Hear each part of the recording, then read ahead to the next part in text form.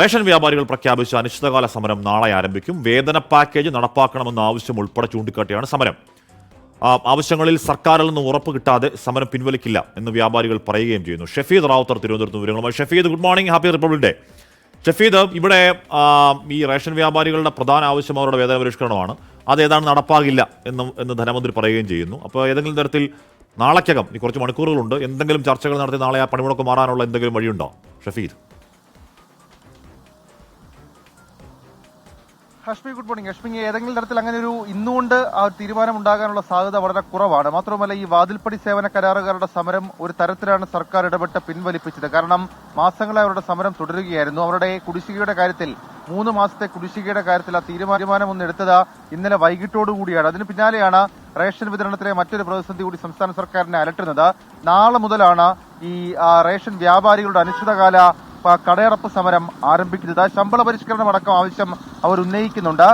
ഈ റേഷൻ വ്യാപാരികൾ ഉന്നയിച്ച വിഷയങ്ങൾ 2 തവണ സംസ്ഥാന സർക്കാർ ചർച്ചയ്ക്ക് തയ്യാറായെങ്കിലും ഏതെങ്കിലും തരത്തിലുള്ള തീരുമാനത്തിലേക്ക് എത്തിയില്ല. മറ്റെല്ലാ ആവശ്യങ്ങളും അംഗീകരിക്കാം, പക്ഷേ ശമ്പളം വർദ്ധിപ്പിക്കാനാകില്ല എന്നുള്ളതാണ് ചർച്ചകളിൽ സർക്കാർ സ്വീകരിച്ച നിലപാട്. എന്നാൽ ശമ്പളം വർദ്ധിപ്പിക്കലാണ് പ്രധാന ആവശ്യമെന്ന് വ്യക്തമാക്കിയ റേഷൻ വ്യാപാരികൾ സർക്കാർ കടുത്ത പ്രതിസന്ധിയിലാണെന്ന് ധനമന്ത്രിയുടെ നീതീകരണം ഉൾപ്പെടെ തള്ളുന്നുണ്ട്. ശമ്പള പരിഷ്കരണം നടപ്പാക്കാനാകില്ലെന്ന് തീർത്തുപറഞ്ഞ സർക്കാരിനെ ശക്തമായ സമരത്തിലൂടെ സമ്മർദ്ദത്തിലാക്കാനാണ് റേഷൻ വ്യാപാരികളുടെ നിലവിലത്തെ നീക്കം.